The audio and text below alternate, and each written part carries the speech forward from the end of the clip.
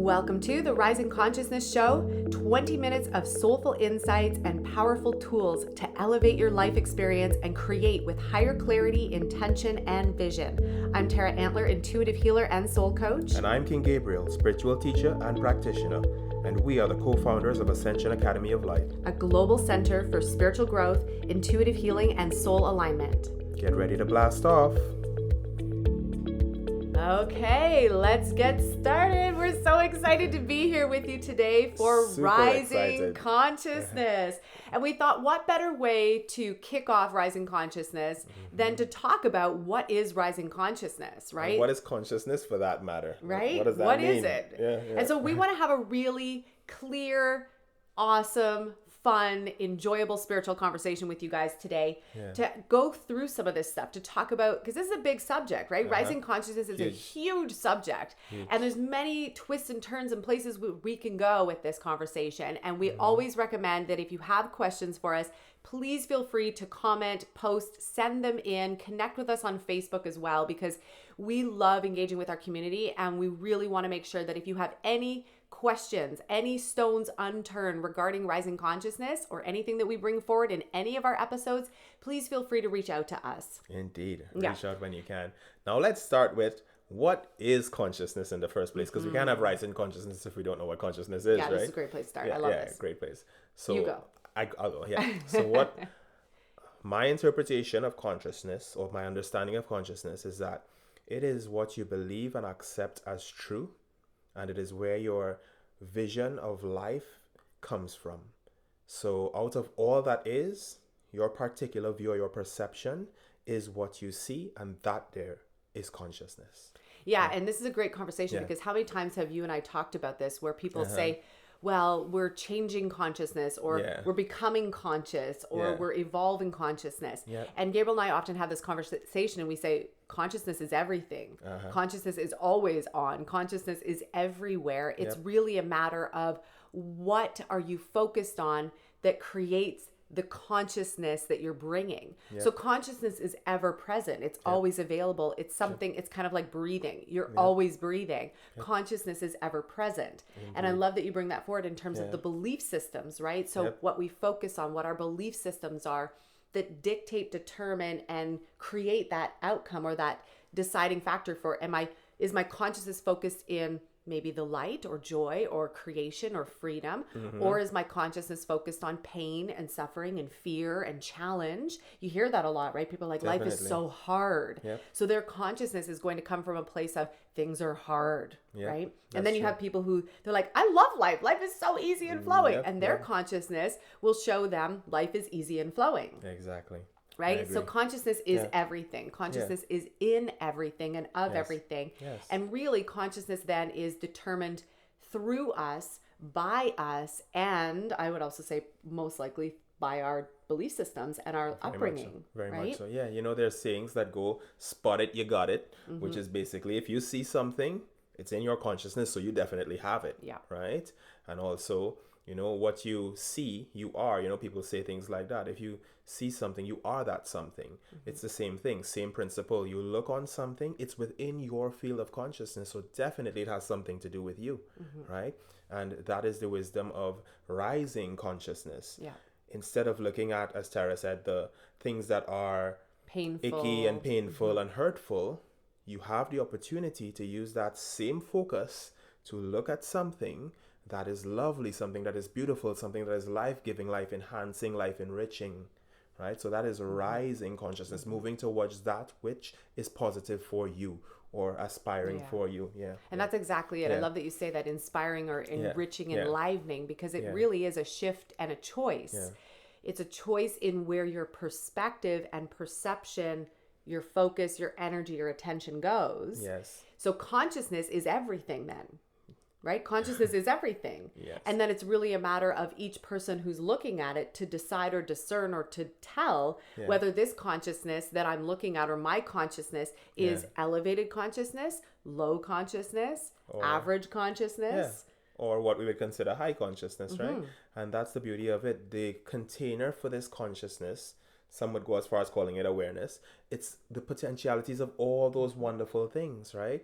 And then we have our consciousness in which we would focus within that huge container to see what we see. For instance, a person walking through the forest might see all the beautiful trees and all the lovely things. Another person who's focused elsewhere, like we would say, might see a pile of poop. Would only see a pile of poop and be totally focused on that pile of poop. And that's their whole day. They're thinking about that poop and thinking of how bad that poop smell. And right? worse off, they come and tell everybody else. So people are like on their trail being like, I'm having a great day. Look at the birds, the blue sky, everything smells But look amazing. at the poop. Don't you see the poop? Oh my God, have you seen this pile of poo out here? This pile of poo is huge, right? Yeah. Now all of a sudden, that person's consciousness that's looking up at the world, looking up at the trees and the sky and having a blissful experience, all of a sudden is like, horrific. Look at this pile of poo. Exactly. Could you imagine somebody would leave this big pile of poo here on the trail?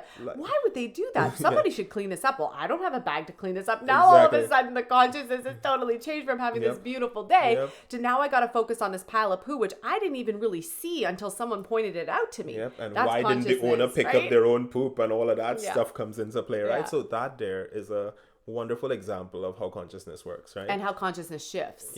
And how quickly consciousness can shift too. Indeedy. Right? And this is why it's important. So this is why another aspect that we wanted to bring in is why is it important to talk about rising consciousness or elevating our consciousness?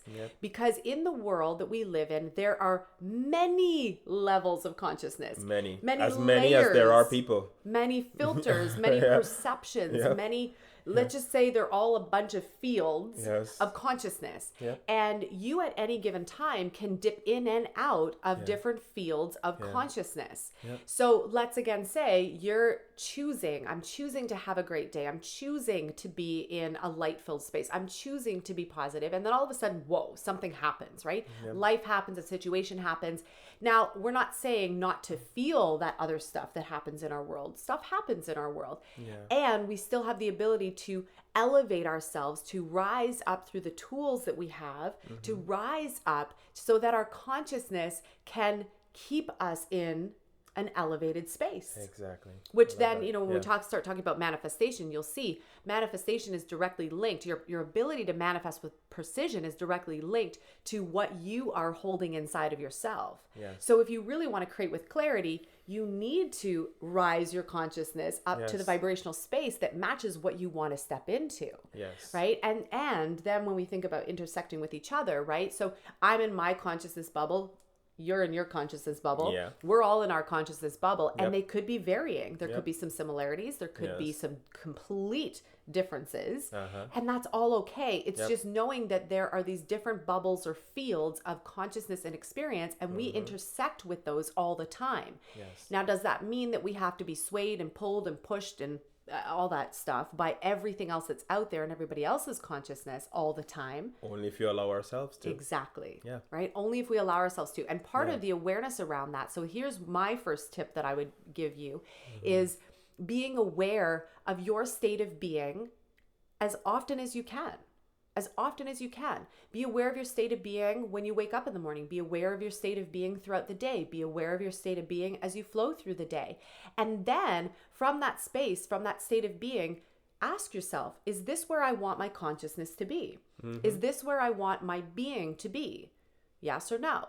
And if it is, great. Keep holding that space. Keep flowing in that way. If not, it's a simple choice. It's choosing to hold a different vibrational space or think a different thought or hold a different emotional space in mind. Yes, definitely.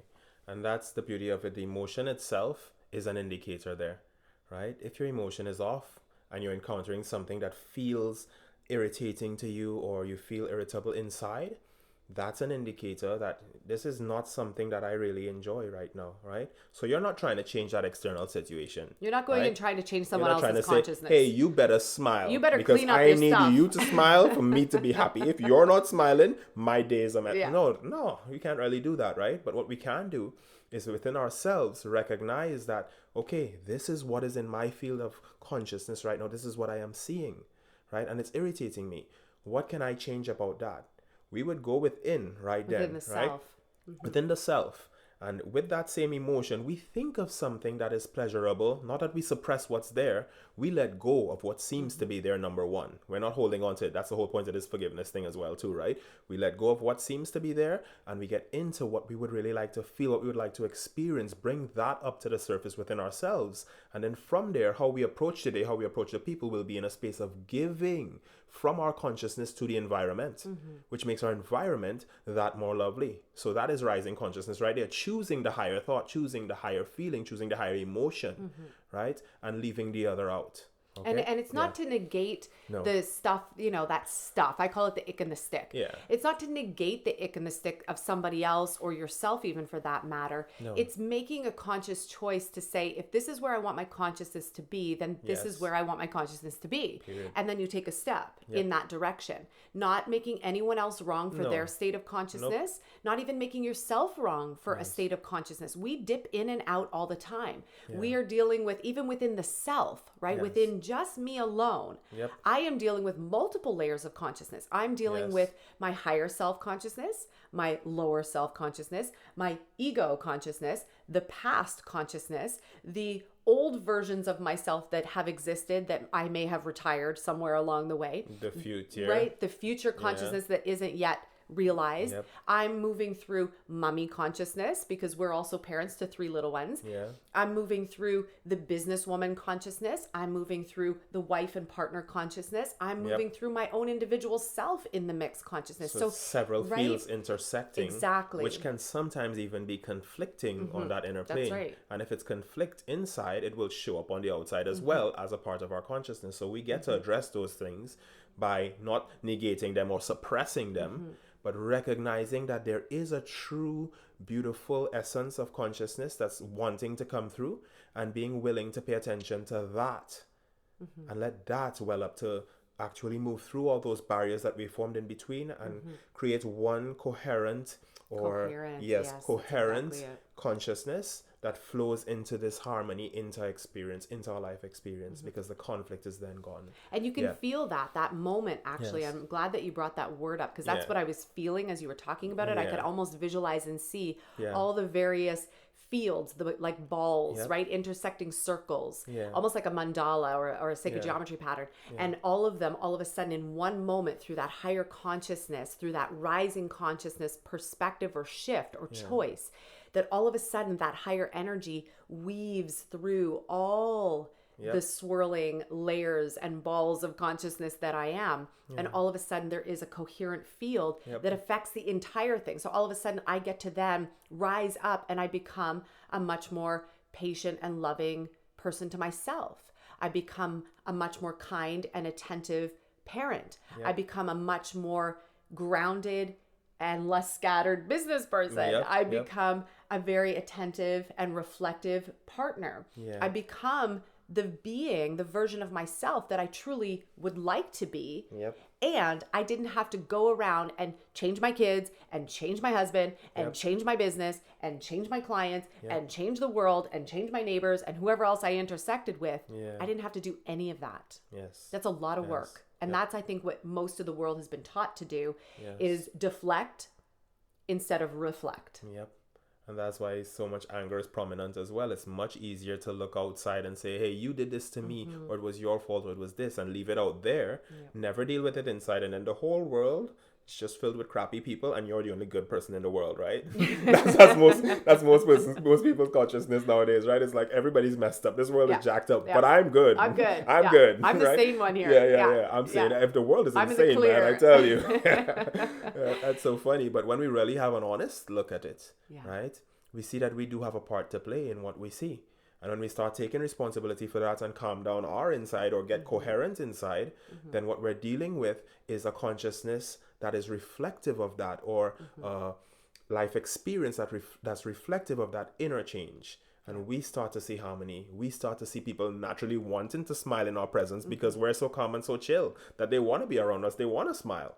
Right? So then we start seeing that sort of stuff in our lives too. And that's a change that happens through rising consciousness. And I would say this is something that we see happen in our communities all the time. Gabriel and I have been building communities individually and collectively together as a unit for years. I've been in business for myself for 18 years. Me too. Plus. Yep. Gabriel, the same thing. And so one thing that we've seen consistently in our individual and our collective experience is that when people start applying the tools and some of the tips and the things that we are sharing with you here, all of a sudden there's this up-leveling within themselves where they stop that blaming game. They stop the deflection that I just mentioned. They stop deflecting and instead just drop that for a moment and start reflecting, going back into the self, taking a pause for self. And we do that within our I Rise and Thrive community all the time. We have daily meditations in there. And meditation is important to us because we found that meditation is one of those powerful tools that pauses you. It stops you. It moves you into an internal space of immediate reflection. Definitely. You reflect on your breath. You reflect on how you're seated. You reflect on how you're feeling. You reflect on the quality of your thoughts. You reflect on your state of being. You reflect on what just happened in that moment that just happened, as awesome or crazy as it could have been. And all of a sudden, the higher mind, the rising consciousness mind, it experiences itself. Yes, it presents. And then you start seeing from a higher perspective. You start seeing from a different perspective. And this is why, Gabriel's been meditating since he was 3. I've been meditating since I was 14. And it is I would say it's a fundamental practice since way back then and right to present day. It teaches you so many things about life experience in that, number one, when you start meditating and you really get in there, right, it starts to teach you multiple perspectives and appreciation of multiple perspectives. So you find you're less likely to just blow up like a loose cannon, and you tend to want to see what is leading to this experience in general. So you look at multiple perspectives. You walk in other people's shoes. You look at what's happening in a more holistic way. That's the first thing that usually happens when you have that inward look at yourself, right? And then after a while, you start to realize that, wait a minute, some of the things I believe may not necessarily be true. And all of a sudden, your consciousness changes. Exactly. You have a shift based on that. And that shift is important. That shift puts you into a higher state of consciousness and allows you to come forward with a greater understanding of the whole picture, not just the limited view of your unique conditioned consciousness, right? But consciousness that is able to accept more of the picture. So you see a wider picture. You see more. And that's what it is. It's expanding. It's rising in consciousness in that way. And in I Rise and Thrive, we really touch on that as well. Yeah. And that's why we invite you actually to come into the group, I Rise and Thrive. It's on Facebook. It's a private group. It's completely free to our community. And we do daily meditations in there because it's such a fundamental, important practice for us that we bring that through. Our students bring that through as well. So it's not just Gabriel and I teaching. You get a different perspective, different consciousness with some of the students who have studied with us and trained in our Ascension Meditation training.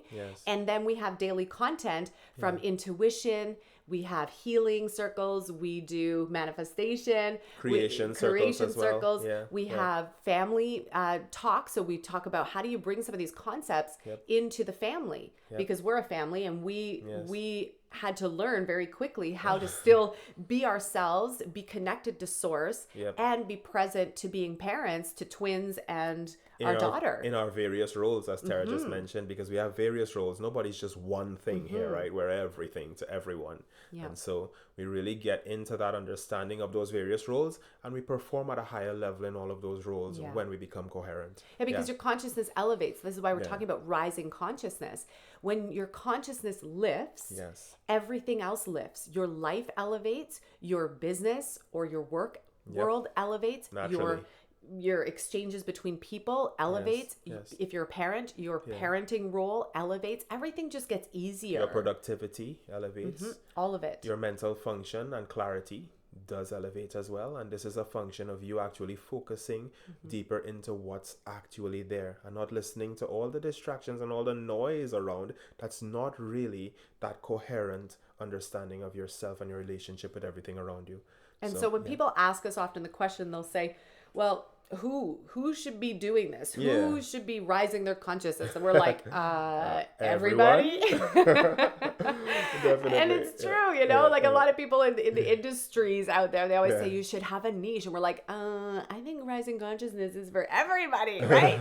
Because it is like, there's not one single person that I've met in my journey. And I've worked with over 10,000 clients one-to-one. There is not one of those people that I have met along the way that wasn't working on lifting or elevating their consciousness, or who needed to lift and elevate their consciousness. And then that's what ended up happening through the working with me or Gabriel or both of us. That is part of the journey, I believe. And that's why we wanted to talk about awakening in this series as well with you, is to bring forward, what are those steps of awakening? How do we continue to rise consciousness? Because we are ever evolving, we are ever growing, we are ever changing. So how do we do that? So what would be your tips then for rising consciousness? Yeah, I would say, like I said earlier, my first one would be to stop the deflection and go to reflection instead. So just be aware every single day, could be a couple times a day. Be aware, where am I? Where is my consciousness? How do I feel? What am I thinking? What am I feeling? What is that? What does that, where am I? And if you love it, great, keep going with it. If you don't, then choose something different. Choose a different thought. Choose a different emotion. Choose a different something to focus on. Start singing a song if you need to, just to elevate your consciousness, and just start to reflect on that and see how that is. And what about for you? For me, the greatest way to rise consciousness is to start, just as I mentioned that little tip about forgiveness in the beginning, look at what's happening as an opportunity for you to become a greater version of yourself in every single interaction you have. So where you have the person who's coming and showing up as whatever mean and the cause of your problem and all that stuff, look for good qualities in them. So then through that, you actually start feeling different about them. And through feeling different about them, you feel different about yourself too. Because when you end up in a judgmental situation, you end up feeling kind of off too, right? You have to feel bad because you're thinking bad thoughts, and the vibration of that is not good. But when you see someone and you start to look for whatever good qualities are there, if there are any at the point in time that you could see, right? You allow yourself to start thinking along a different stream. And that there leaves you at ease. And that's kind of where forgiveness stems from, being able to see that different aspect, even though something might be there that's blurry.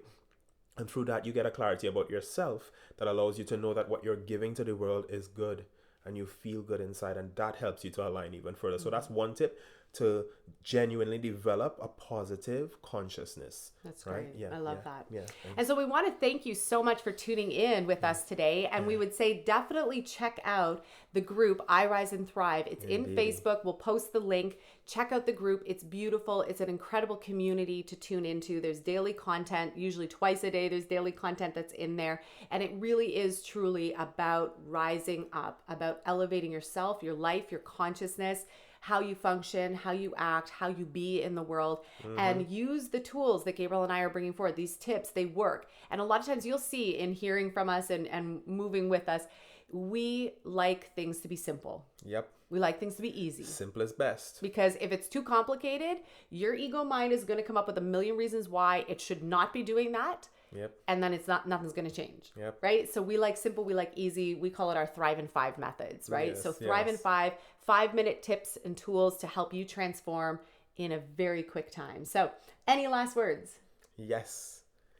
I just want you guys to know that every opportunity you get, whether it be the angry person yelling at you, or you being upset or guilty about anything or all that stuff, is an opportunity for growth. When life is viewed in that way, you get to feel like, oh, this is an exciting experience in which I'm growing and my consciousness is rising with each and every experience and every opportunity that I get. And that is an awesome feeling. Growth feels great. Growth is natural. Yeah, beautiful. That's what I have to say. I love that. Thank you. And thank you so much for tuning in. I'm sending you so much love. Love from me as well. So much love. We're helping to rise consciousness, elevate, lift, expand, accelerate. Can't wait to connect again soon. Have a wonderful day. Thank you so much for tuning in to the Rising Consciousness Show today. To join our Facebook group, all you need to do is go to www.facebook.com/groups/I Rise and Thrive.